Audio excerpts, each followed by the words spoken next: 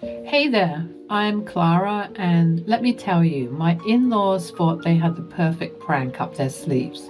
Little did they know that their mischievous plan was about to take an unexpected turn. My husband Tyler and I have been together for a while now. Tyler and I have an incredible bond that grew from our college days.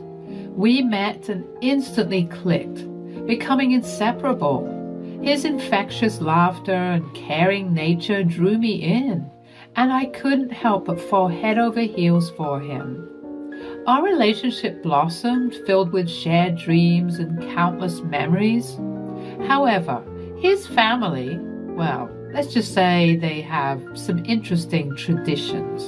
When Tyler first told me about their quirky habit of playing practical jokes, I found it amusing.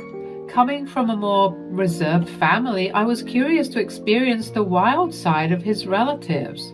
But I soon realized that their pranks were not just harmless fun. They were quite hurtful. Instead of simple jokes between family members, their pranks were elaborate and often made people feel embarrassed or humiliated. Seeing how they hurt each other made me uneasy, and I didn't want to become the target of their unkind humor. The first time I met them, they played a humiliating prank on me.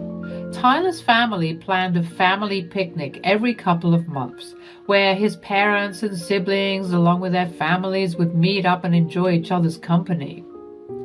Tyler decided that it was a wonderful time to introduce me to his family. I was both excited and nervous because I desperately wanted them to like and accept me into their family. Initially, it seemed like a fun and innocent gathering, but I had no idea about the cruel prank they had prepared for me. Kenneth, Tyler's dad, pretended to spill his drink on me, making it look like an accident.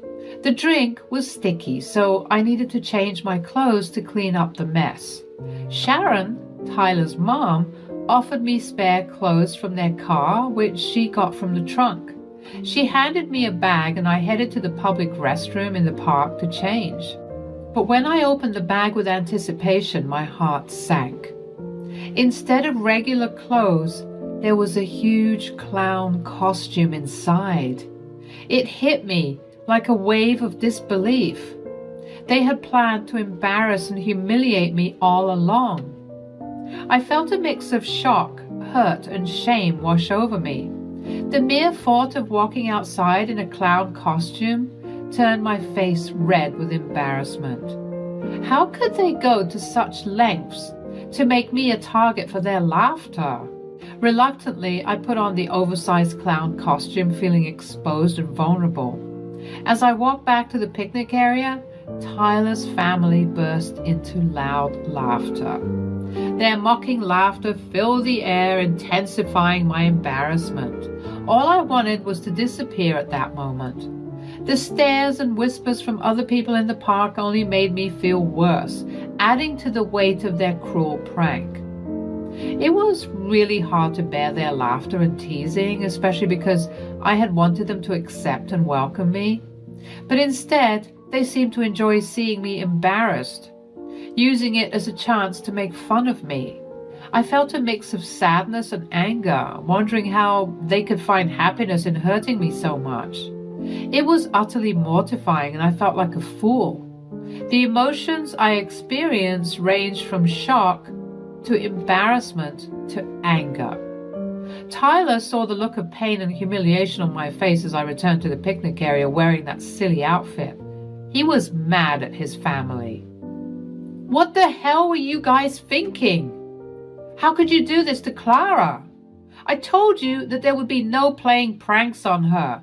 At least not until she's comfortable with it. Oh, come on, Tyler. It was all good fun. We didn't mean any harm.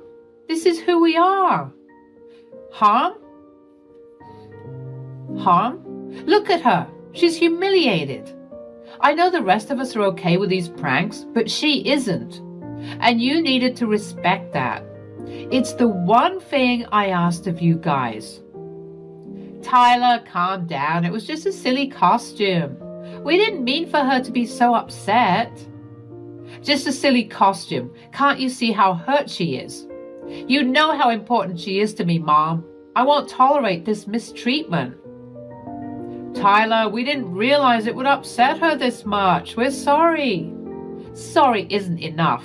You've broken your promise. If this ever happens again, I'm serious. I will cut ties with both of you. I won't let anyone treat Clara like this. Tyler, please. We didn't mean to hurt her. We'll make sure it doesn't happen again. I hope you mean it.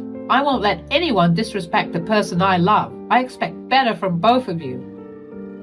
Tyler profusely apologized to me for his family and said he was sorry for what had happened.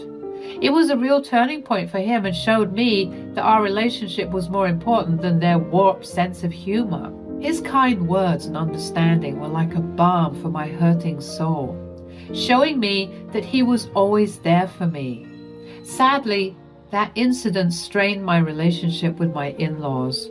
Kenneth and Sharon, my mother and father-in-law, took every opportunity to make subtle jabs at me, always referring to me as a wuss or a party pooper. Initially, their words hurt me, but I learned to ignore them and focus on building a strong bond with Tyler. A few months after Tyler's bold promise, he proposed to me and we decided to tie the knot. The wedding was a dream come true, and the love between us was palpable. We were ecstatic to start this new chapter together. Tyler's parents, Kenneth and Sharon, surprised us with an invitation to a dinner at one of my favorite high-end restaurants. They claimed it was to welcome me into their lives and family. Initially, I was very skeptical about accepting their invitation. Sensing my apprehension, Kenneth texted me an apology for the way they had been treating me and promised me that their invitation was a gesture of their acceptance of me. I reluctantly said yes to the invitation. However, I still couldn't shake off the feeling that something was off. After all, I had known them long enough to suspect their ulterior motives. Luckily, I had an ace up my sleeve. The restaurant they chose happened to be owned by my close friend, Connor. Connor and I had a special bond that went beyond friendship. He was like a brother to me, always there when I needed him. Our relationship was built on years of shared memories and unconditional support. We grew up together in the same town and became best friends in high school. We had lost contact when we went off to college, but reconnected a couple of years ago. We rebuilt our friendship, and before I knew it, I was wiping away tears of joy and pride at Connor's wedding. Connor was someone I could always rely on, no matter the circumstances. He had a kind and caring nature that made me feel safe and understood. We shared countless laughs, wiped away each other's tears, and celebrated life's triumphs together. Connor was there for me during my ups and downs, offering a listening ear and wise advice. He became an integral part of my life. He even bestowed me with the honor of being named the godmother to his first child. It truly was an understatement to say that Connor was just a close friend. He was more like family to me. Hey, Connor, I need to talk to you about something. Hey, sure, what's up? So, you know my in-laws, right? Yeah, I remember meeting them. What's going on? Well, they're planning a party for me at your restaurant, but here's the thing. They love playing humiliating pranks on people. The first time I met them, they embarrassed me big time. Really?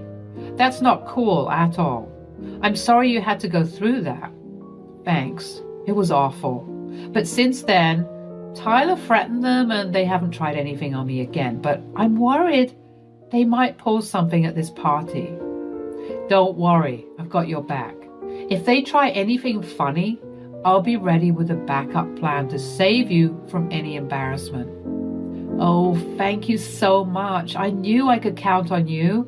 It means a lot to have someone on my side. Of course, you're part of our extended family here. We won't let anyone humiliate you. Just trust me and we'll make sure you have a great time at the party. I appreciate that. You're amazing. You better tell my kids that I'm amazing when they're a little more grown up. Shut up.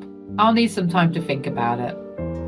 After my conversation with Connor, a wave of relief washed over me. I felt a glimmer of excitement and anticipation for the party, no longer consumed by fear. Connor's support had brought me a renewed sense of confidence, reminding me that I had allies in this battle against humiliation. Days before the party, I called Sharon and reminded her about the importance of accurate reservations. Hey, Sharon, I wanted to talk to you about the party at the restaurant. I just wanted to remind you about the importance of accurate reservations. Oh, Clara, I've got it covered. You don't need to worry about a thing. I know you're busy with the party preparations, but the restaurant has some strict policies and I want to make sure everything goes smoothly. Are you implying that I can't handle it? I've organized plenty of events before, you know. Oh, no, I didn't mean it like that. I just wanted to avoid any hiccups and make sure everything is perfect. Well, trust me, Clara.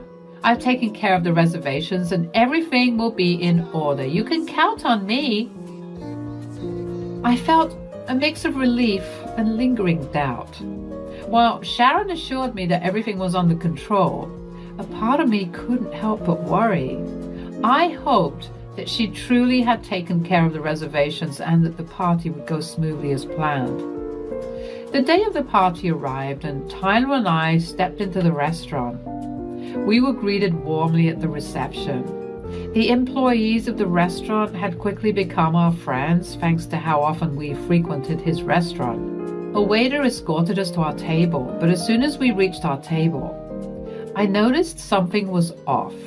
There was one seat missing. Panic rose within me as I asked about my seat, only to be met with uproarious laughter from Tyler's family. Tyler, clearly furious with his family, confronted them. I cannot believe you guys. This is completely out of line. You know the restaurant's policies, and yet you deliberately pulled that prank. It's not a joke when it hurts someone. Oh, come on, Tyler, lighten up. It was just a harmless prank. No, Dad, it wasn't harmless. It's humiliating, and it's not okay. You promised you wouldn't do anything like this again. Maybe it'll be a real family dinner now. I don't see why we have to invite someone who can't take a joke into our family. Mom, that's not fair. Clara is my wife, and I won't tolerate anyone disrespecting her. How do you propose to fix this prank of yours? I couldn't believe they would dismiss my feelings so easily, labeling it as a joke. It hurt to think that they didn't see the impact of their actions and didn't fully support our relationship. I longed for their understanding and acceptance, but their comments only deepened my sense of hurt and disappointment. Just when tension was about to boil over, Connor walked in. Oh, look who's here. Hey, Clara, it's great to see you. How are you doing? Oh my God. Hi, Connor. It's been a while since we saw each other. I'm doing well, thank you. Tyler's family decided to throw me a party to welcome me into their family. Excellent. By the way, everyone, I'm Connor, the owner of this restaurant. Now, let's get this celebration started. Oh, wait a minute. There seems to be a missing seat at this table. What happened? Oh, that's their prank on me. They love playing tricks. I know you're very strict about seating, but do you think there's any way you can make an exception for me? I'm afraid not. If I did this for you, I'd have to do it for everyone. Oh, but don't worry. I've got it covered. We have an empty seat in our VIP lounge. How would you and Tyler like to spend the evening there? You have a fantastic view and a comfortable spot. Why does she get special treatment? This is supposed to be a joke. There's no need for all this fuss. Well, it's important to make sure our guests feel comfortable and valued, and I think it's essential to respect everyone's feelings. Anyway, Clara, your meal, along with all the drinks for you and Tyler tonight, are on the house. Enjoy the evening. Thank you so much, Connor. At that moment, my gratitude towards Connor knew no bounds. Having Connor there with us brought a sense of calm and made me feel safe.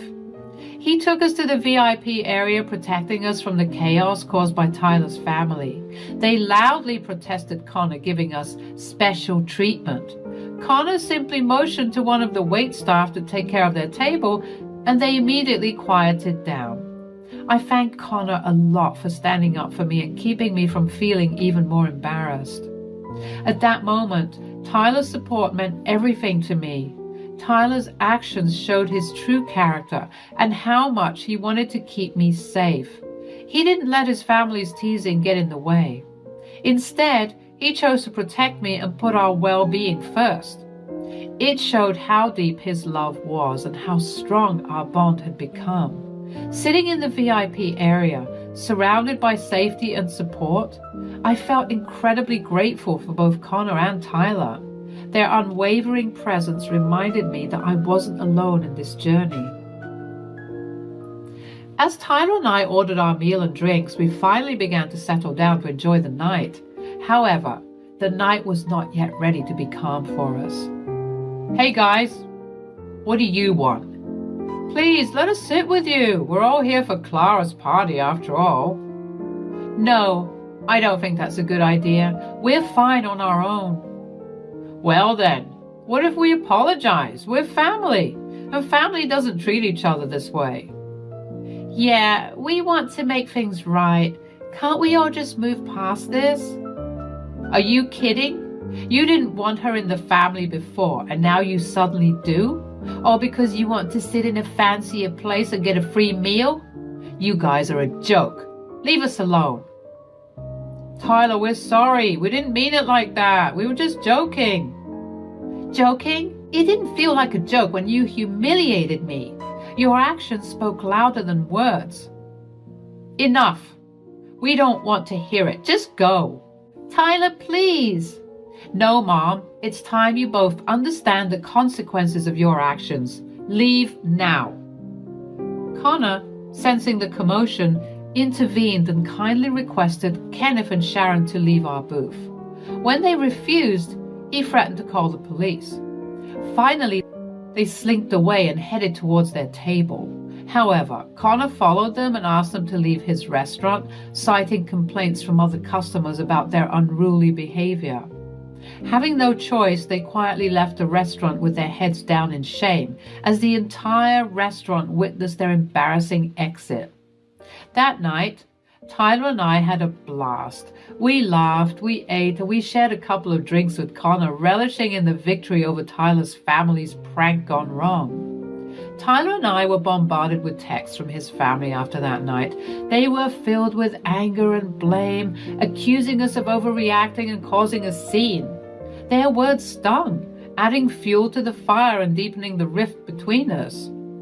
It felt like the aftermath of a storm with no calm in sight.